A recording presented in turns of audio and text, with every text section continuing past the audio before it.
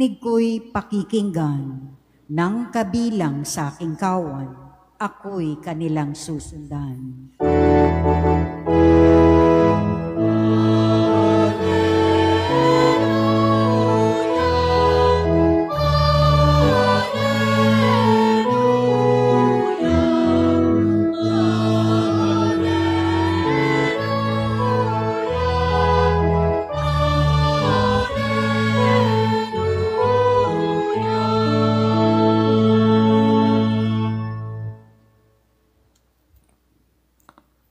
Sumainyo ang Panginoon. At sumainyo rin. Ang mabuting balita ng ating Panginoon ayon kay San Juan.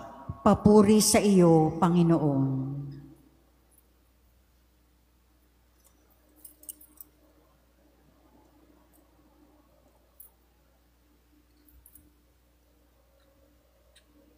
Taglamig na noon, kasalukuyang ipinagdiriwang sa Jerusalem ang pista ng pagtatalaga ng templo. Naglalakad si Jesus sa templo sa portiko ni Solomon. Pinaligiran siya ng mga Hudyo at sinabi sa kanya, "Hanggang kailan mo kami pag-aalinlanganin? Kung ikaw ang Kristo, sabihin mo na ng tiyakan." Sumagot si Jesus, "Sinabi ko na sa inyo, ngunit ayaw ninyong maniwala. Ang mga ginagawa ko sa ngalan ng aking Ama ay nagpapatotoo tungkol sa akin. Ngunit ayaw ninyong maniwala sapagkat hindi kayo kabilang sa aking mga tupa. Nakikinig sa akin ang aking mga tupa. Nakikilala ko sila at sumusunod sila sa akin. Binibigyan ko sila ng buhay na walang hanggan, at kailanman di sila mapapahamak. Hindi sila maagaw sa akin, ninuman. Ang aking Ama na nagbigay sa kanila sa akin ay lalong dakila sa lahat, at hindi sila maagaw, ninuman sa aking Ama. Ako at ang Ama ay iisa." Mga minamahal na kapatid, ang mabuting balita ng ating Panginoon. Pinupuri ka namin, Panginoong Heso Kristo. Magandang gabi po sa inyong lahat.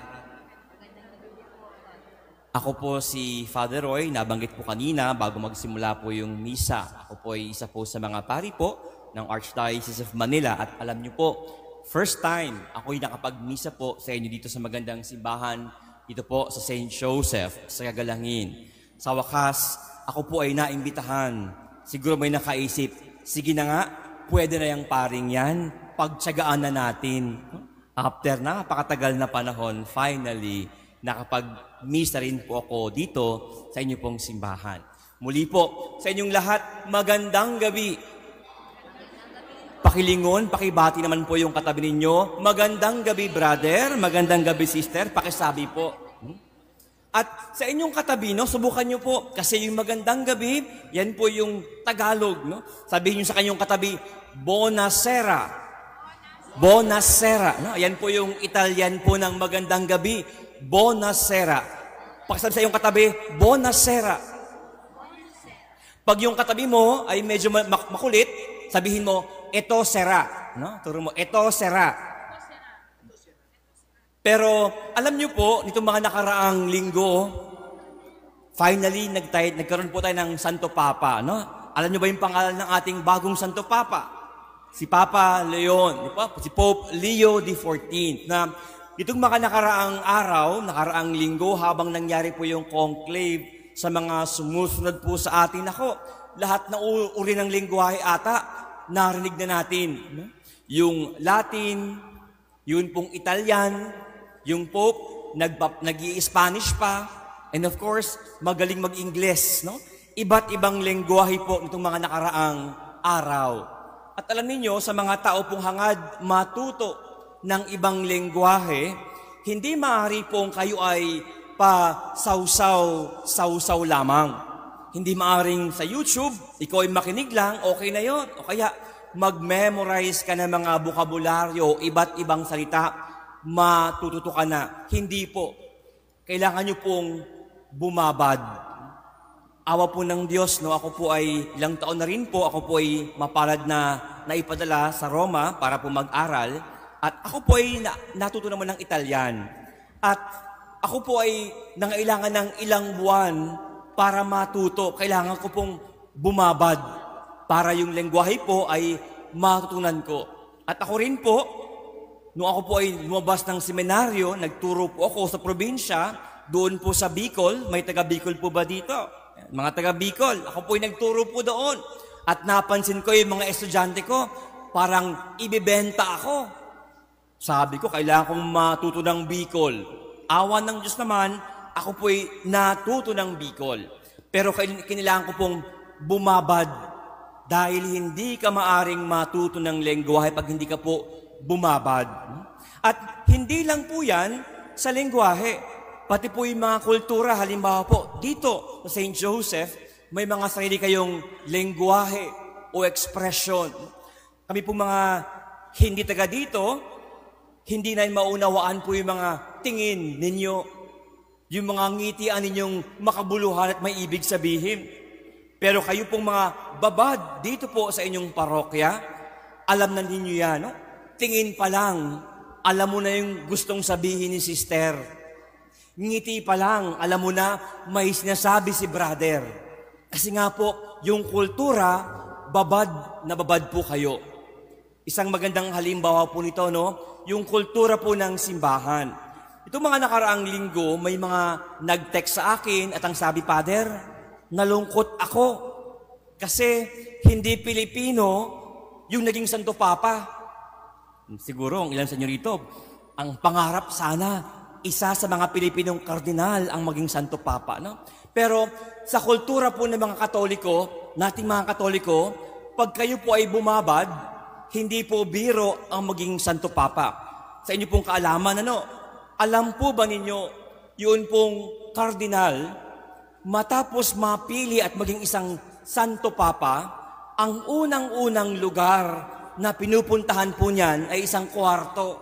Ang tawag po ay Room of Tears o kaya The Crying Room. Bakit po kailangan pumunta yung kardinal na naging Santo Papa sa Room of Tears o yung pong Crying Room? Kasi po, doon matapos yung isa pong kardinal, mapiling Santo Papa, doon po siya naglulupasay. Doon po siya umiiyak ng husto at ang sabi, Panginoon, bakit naman ako? Hindi po madaling tanggapin sa isang tao na maging Santo Papa. Alam po ninyo, ang Katoliko po ngayon sa buong mundo, gaano karami? 1.4 billion. Ganon po karaming Katoliko ngayon. Sa mga magulang po sa inyo rito, kung meron kayong 5 anak, 6 na anak, nako, good luck sa iyo. 5 anak pa lang yan, pinapalaki mo. Minsan, ang hirap-hirap. Sa mga guro po dito, baka mayroong teacher sa St. Joseph po, dito sa inyo pong eskwelahan dito, kung meron kang estudyanteng 50, nako, good luck sa iyo. 50 estudyante, marami dyan medyo matigas ang ulo o pasaway. Sa mga may opisina sa inyo, kung kayo po ay merong hawak na 100 tao, nako, good luck sa iyo. Pero po ang Santo Papa, ang kailangan niyang alagaan, 1.4 bilyon na kaluluwa ng mga Katoliko. Hindi po biro iyon. At bukod pa riyan, yun pong problema ng mundo, alam niya po kailangan niya ring pasanin.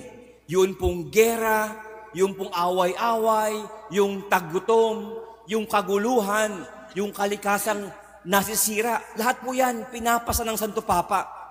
Kaya maunawaan natin pag yung isang kardinal ay na-elect na isang Santo Papa, hindi po biro iyon.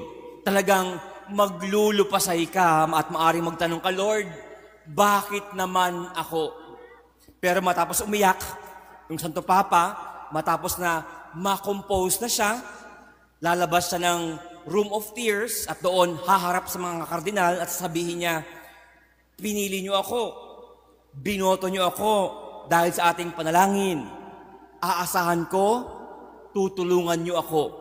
At saka pa lamang haharap, yun pong bagong Santo Papa sa mga tao doon po sa balcony ng St. Peter. Kung kaya, yung kultura po ng pagiging Katoliko, pagbabad ka, alam mo na yung pagiging Santo Papa, hindi po yan pasikatan. Hindi po yan parang botohan ng mayor o ng senador gaya po kahapon. Hindi po. Ito po ay napakabigat na obligasyon. Kailangan napakaraming kaulo ang aalagaan mo. Paghahandaan mo yan. Mauunawaan mo yan. Pagbabad ka sa kulturang Katoliko. Kung kaya, ngayon pong araw na ito sa Ebanghelyo, ito po ang at narinig na yung mga Hudyo ay lumapit kay Jesus, ang sabi sa kanya, hanggang kailan mo kami pag-aalinlanganin? Sabi niya, kung ikaw ang Kristo, sabihin mo na, tiyakin mo na.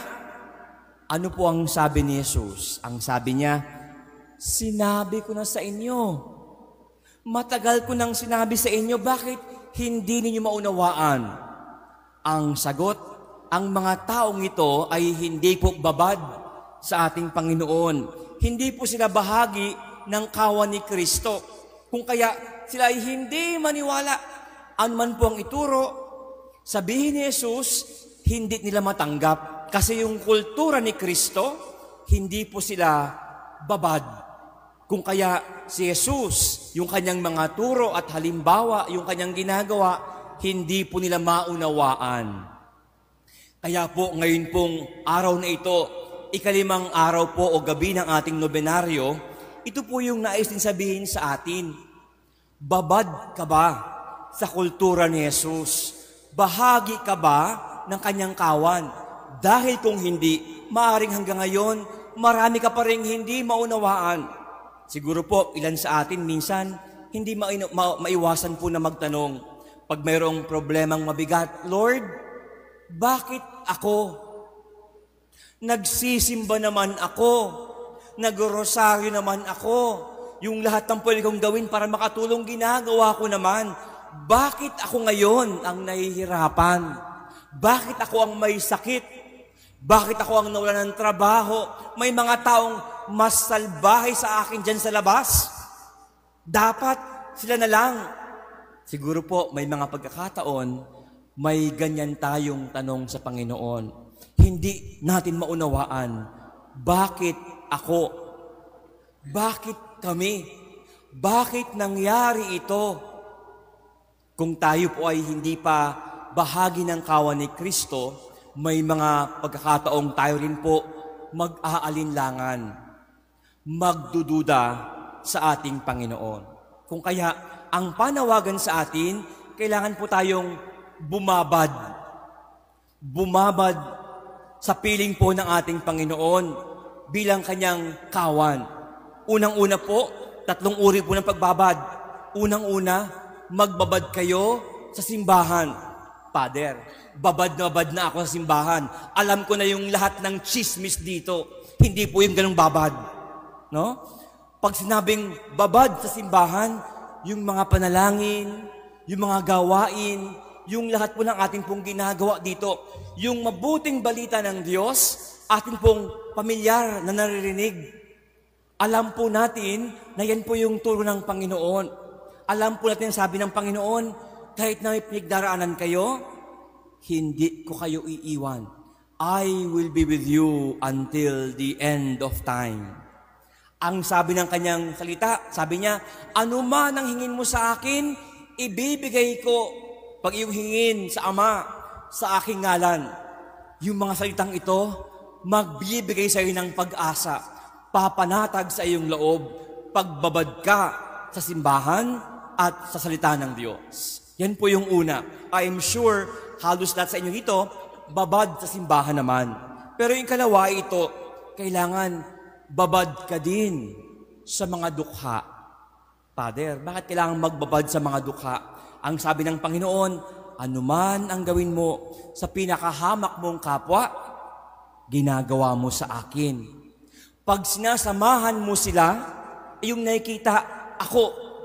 kung gaano ka pinagpala. Minsan, yun po yung ating reklamo, no?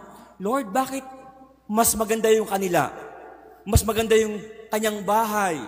Mas malaki yung sweldo niya. Bakit, Lord?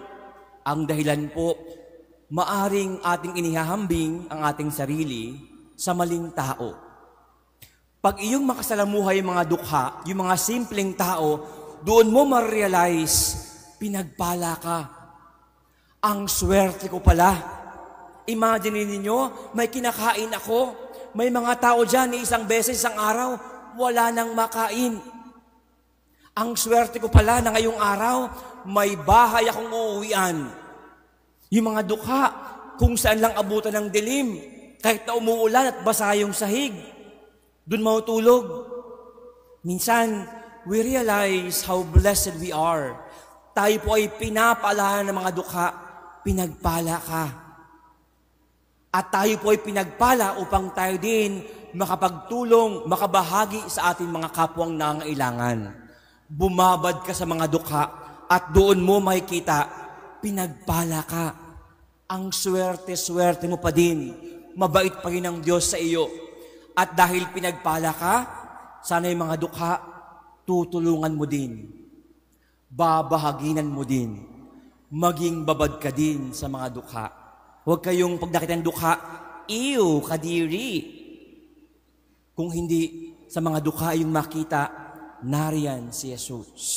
Ano man ang gagawin ko sa kanila, ginagawa ko sa aking Panginoon. At ito po ang halimbawa ng ating patron, San Jose. No? Yung kanya pong ginagawa sa kanya pong anak. Alam po niya yung lahat ng ginagawa sa kanyang anak na sinugo ng Ama sa Langit, ginagawa po niya sa Ama sa Langit. Kitang-kita ni San Jose, yung batang maliit na kanyang tinuturuan, yung batang mahina, naroon po ang Diyos, anak ng Diyos, sinugo ng Diyos. Yung batang itong mahina na maaring walang maibibigay sa akin, si San Jose, alam niya, naroon ang Diyos. Siya ay Diyos. Siya ay nanggaling sa Diyos. Magbabad po tayo sa mga dukha, sa mga mahihina. At huling-huli po ay ito, magbabad po tayo sa krus. Father, grabe ka naman. Ba't man kayo magbababad sa krus? Ang bigat-bigat ng krus, no? Hindi naman kami siguro, Father, yung mga tao nag-e-enjoy pag pinapahirapan. Ang tawag ay mga masokista. Hindi po.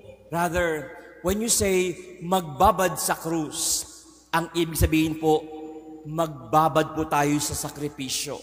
Ibig sabihin, huwag tayong ma-turn off pag minsan kailangan ka munang magsakripisyo. Madalas po sa mga kasal, ako po nag-homily, nag-sermon, ito po ang bilin ko palagi. Hindi mo maaring masabing nagmamahal ka kung hindi ka marunong magsakripisyo. Madaling sabihin, I love you sa mga mga kabataan dito, no? Mga may boyfriend at girlfriend dito. Madaling sabihin, I love you, muah, muah, muah. Pero pag kailangan mo nang magsakripisyo sa kanya, ayawan na. Pag yung tao ay nagkamali, bahala ka sa buhay mo, hiwalay na tayo. Pag ikaw ay nagkamali, ayaw mong humingi ng tawad. Ang pagmamahal at sakripisyo ay dalawang bagay na iisa lang po ang mukha. Sabi nga nila, it's the two sides of one coin. You can never say, you know how to love, when in the first place, you do not know how to sacrifice. Pag magbabad po kayo sa krus, ibig sabihin, nagbabad po tayo sa sakripisyo at marunong po tayong magmahal. Ngayong mga panahong ito, ang mga tao ayaw na po ng sakripisyo. Lahat gusto instant, madali, pabilisan, madaling umorder, cellphone lang. Kaya po ngayon, ang mga relasyon, instant din. Nagligawan, 2 araw, yung ika-4 na araw, hiwalay na. Kasi instant, walang sakripisyo, walang paghihirap, hindi marunong magbuhat ng krus. Mga minamahal na kapatid, ang ating pong Panginoon ay kinakausap po tayo. At ang Panginoon, mauunawaan natin yung kanyang lengguwahe kung tayo po ay babad sa Kanya bilang bahagi ng Kanyang kawan. Babad sa Kanyang simbahan, sa Kanyang turo sa mga panalangin. Babad sa mga dukha, sa Kanyang mga kapatid na pinakamahihina. Babad sa krus, marunong magsakripisyo. Pag tayo po ay babad sa ating Panginoon, yung Kanyang mensahe nagiging klaro. At ating makikita, oo nga, mayroong pag-asa. Ang dami palang nais ituro, ipaalaala, ipakita ang Panginoon sa akin ngayong nauunawaan ko siya. Tunay nga si Kristo, hindi tayo iniiwan. At pag ang Diyos kasama mo, palagi may pag-asa. Pagbabad ka kay Jesus, palagi may pag-asa.